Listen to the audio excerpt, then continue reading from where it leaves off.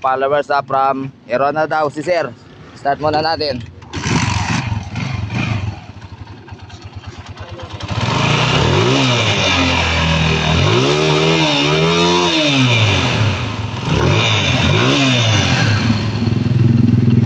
Okay po, so alam na natin pambansang issue, timing gear. Tapos sliding class na din daw po. Okay po, magbawas siya pong langis talaga na. Okay, nagbabawas na rin po ng langis. Ngayon, pag dito, alam mo, makaldag.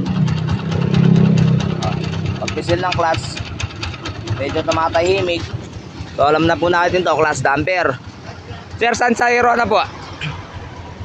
Tagumbao, alam ko, Tagumbao Bridge, no? Pumunta na ako doon eh, okay po. So, update, buksan natin to, i-single muna natin. Alright po, ito, update followers from Erona, Tagumbao. So, yun nga po, gaya na sabi natin kanina, base dun sa tambutso niya, kumakain na po ng langis. So nakikita nyo naman, yun nga, as you can see, yung mga dito sa piston niya, basang-basa na po. Ayan o, umaakit ang langis papunta sa taas ng piston, indikasyon na talagang kumakain siya ng langis. O pati dito. Okay, so update po ha. So mamaya din sa may clutch lining, clutch damper, bubuksan natin yan. Papakita ko sa inyo na yun nga, pag pinipisil natin clutch, sumatahimik, kagaya ng mga vlog natin na pag naka-minor, makaldag, pagpisil mo sa clutch, tumatahimik. Yun nga, tama, clutch damper. Update po natin. Ayun, naalog ang timing gear. Okay po, baklas, update. Alright, so sariwa sa loob ang motor ni boss. Okay po, testingin natin tong clutch damper. Ayun, boss, clutch damper din, palitin. Alright po, ito yung sinasabi ko nga, pag pinisil natin, tumatahimik. Okay po, ayun nga, tignan natin. Yung sinasabi ko sa inyo, maluwag na.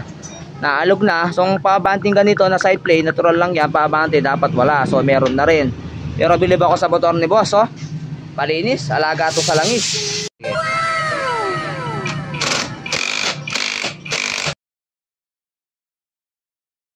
Ito na mga pinalitan namin, clutch lining na genuine. So ito original po na clutch lining, code nya GF6. Alright, so clutch damper, original na valve seal, ha? Piston ring, Fortune brand, mura pero napaka quality mga lods. Alright, so gasket po sa may wholesale kick. Alright, so meron pa dito nakalimutan, timing gear, yung pag brand, sandali kunin natin.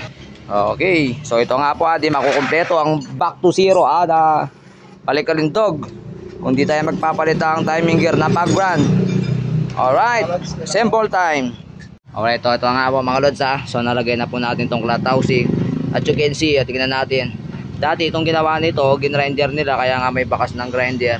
So okay lang naman kung talagang no choice, walang barena. Ganun din naman dating ginagawa natin.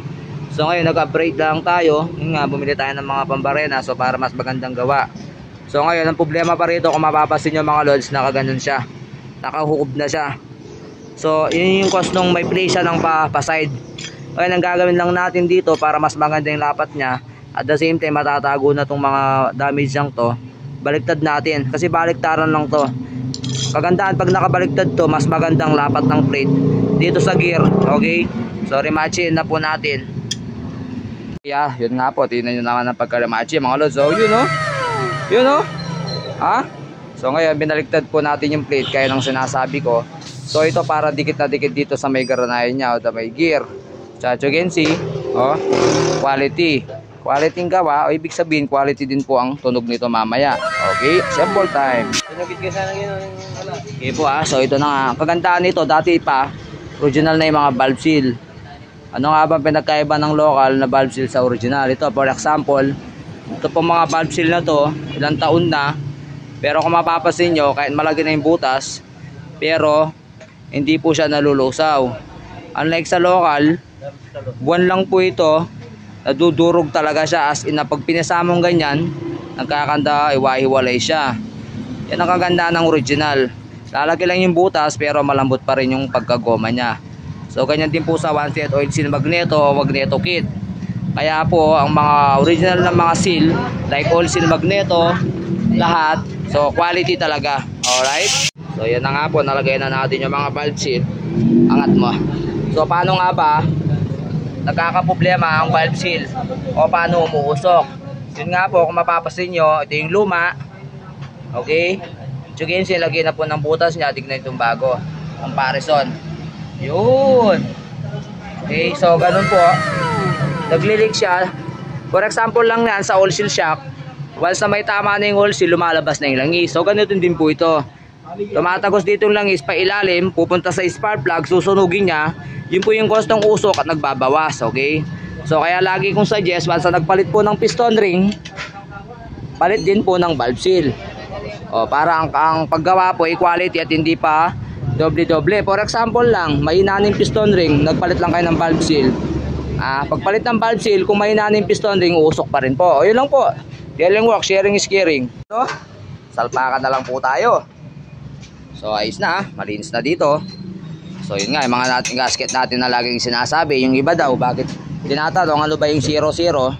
So, yung 00 para sa akin kasi, lapad siya, walang nakalabas. Kaya tinatawag ko sang 00. Iba pa yung downhead na tinatawag ng iba o zero gasket. So halos ganun kasi pinagkaiba niya sa 00 tsaka sa sinasabi kong gasket na 00. Bakit? Pag 00 o walang gasket, halos kala ka nagkikita ang gasket na nakalabas kaya sa 00. Dun ko po ikinukumpare ang mga gasket natin na lapat na walang nakalabas. Na hindi mo kailangan tabasan. Walang nakalabas kaya 00 laging tinatawag natin. Okay po, update na lang. Alright. So yun nga mga lods ha. So nalagay na pong flat housing. So yan, sabi ko, lagi ko naman sinasabi, normal lang play na yan. Napaside, paabante, dapat nang wala. Okay. So nalagay na pong gasket. Yun o, lapat o, sentro sa butas. O, lagay na pong cover. At yun na nga, nilagay na po ang cover. O, tingnan yung mga gasket natin. Ini. Oh, yun no. Oh, yan ang sinasabi ko, tignan mo daw. Oh. Oh, yan po lagi kong sinasabi sa mga nagtatanong bakit ko tinatawag na 00. Yun nga, pag nag-downhead ka, 0 gasket, walang nakalabas. So, dun ko po kinukumpara yung mga gasket natin na 00. Oh. Flat na flat. Alright. Yun no. So, nalagay na po sa side. Ito na lang tayo sa timing gear. So yun nga, sabi ko, kagandahan po ng may puller. Unlike dati talaga, pag papapalit kami ng timing gear, overall pa lang. So sa overall pa lang, sa labor pa lang, masasaktan na si Suki, customer. At pag pinapress mo pa to sa machine shop, press out, press in, another bayad pa. So ngayon, napapabilis ang trabaho, hindi na gumagas sa overalling gasket, di na rin nagpapapress, so mabilis pa yung trabaho. Kita nyo instant. Instant natanggal ang timing gear. Inugot lang natin sa kamay. Alright. Ito na nga po, lalagay na natin paborito natin timing gear. Kung may budget si Suki sa Genuine, bakit hindi? Pero kung sakto lang, dito na tayo sa Pag Brand quality. Shoutout Pag Brand, baka naman kumita ka na sa akin Okay. So lagi natin sinasabi, paano bang timing nito? Yun nga po, lagi naman sinasabi, yung timing mark nitong timing gear na to, okay? So dito po nakatapat yan sa may kunya. Alright, so nakatabas ang kunya ni Sir. Paano pesto niya? Andyan lang po. Alright. So pwedeng sentrong-sentro, pwedeng advance ng konti, pwedeng sentrong-sentro nga, wag lang delay. Dahil pag delay ito, walang galit. Delay din ang takbo. Pag pantay, sakto lang. Pag advance ng konti sa kunya, mabangis. Alright. So ngayon, ayun na po, sentro na nga, advance ng konti. So ngayon, ito paglalagay natin yung lumang timing gear para hindi po ma-damage yung bago. Alright, salpak. Okay, so yun nga po, nalagay na natin tong timing gear. So ngayon, si boss, dahil nga natagas na rin po at matigas na yung mga oil seal, so gusto din niya, lagay na natin ng so okay, yun nga po, nalagay na natin. So yun ang tamang timing niya, timing mark ng cam gear, timing mark ng timing gear, magkatapat na. So ngayon, itong bagong o-ring, nalagay na po natin itong code 590, nalagay ng teflon, 3 ikot bago po lagay ang o-ring para nakaangat. So bakit natin nilalagyan ng teflon? Original ang o-ring. Sa original nito wala naman, kasi nga po dito ang motor hindi naman na 00 yan, hindi na standard ng sukat niyan. Matanda na, gumagalaw yan, napupudpod. So ayan po, okay. So lagay natin, at you can see meron na po yan teflon, saka lagyan natin ng langis para swabe yung pagpasok niya, hindi mapunit ang o-ring kahit may teflon. Lagay na natin. Sensya na po, magalaw, wala tayong cameraman, sira din ng tripod. Okay mga lods nakita nyo yung pagpasok, napakaswabe. May o-ring, yung o-ring may teflon pero Gandang pasok. Okay? Alright. So, nalagay na po natin. Kung mapapansin nyo, wala tayong nilalagay na pandikit o ano. Teflon lang, tsaka langis para swabe yung pagpasok. Okay? Malinis pong tignan pag walang pandikit. So, hindi na kailangan ng pandikit kasi original naman. Teflon lang po, tsaka langis para swabe yung pagpasok. Nalagay na po natin. Yun o, napakaganda po. Alam na alam yung motor, sariwa. Paano ko nasabing sariwa, hindi masyadong gamit. Unang-unang nga ito, alaga sa langis. Pangalawa, itong motor, mahigit 10 taon na to, pero original stator. So dito mo makikita mga lods, napakalambot pa po ng wire. Alam na alam yung motor, pag gamit na, matigas na to. Pag diniin mo ganito, nababasag, quality, buhay na buhay. Primary, walang alog.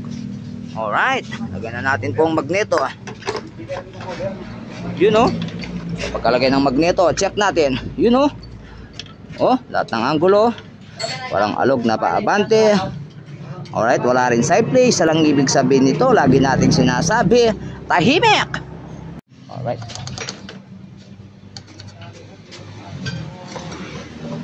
Yun so lagay na po natin sa taas ang langis. Lagi naman natin ginagawa, mas maganda dito yung langis dahil nakabukas na nga po. Alright. Okay, start na po natin. First attempt. Testing. Sana wag mag-full memory. Alright po, start na natin. First attempt. Yun boss, one click. Testing po natin path ng langis. Napakaganda po ng andar Alright, okay, what you can see, ang langis po nasa taas na. Lagyan na natin valve cover. Ito, start na po natin, may valve cover na. Second natin. Yun Alright papagpa po natin ang langis.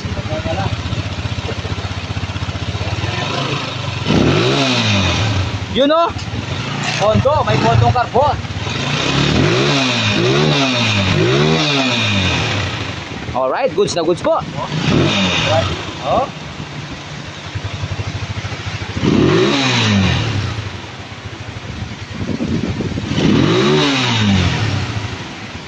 Uy! Uy!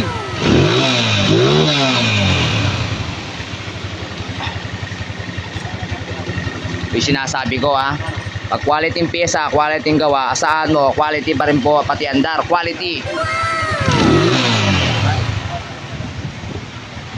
Testing na natin sa followers na Prameron at Tagumpaw. Start natin. Ay, one click sandali boss. Pakinggan nyo po yung tunog base gasket side gasket, cylinder gasket quality Revolution boss. Yun parang bago boss, masasabi sa gawang Dealing Works. Sabi ko, the best talaga. Alright, thank you very much the best. Alright, sulit ang pera. Yan po, Dealing Works sharing is caring. Alright.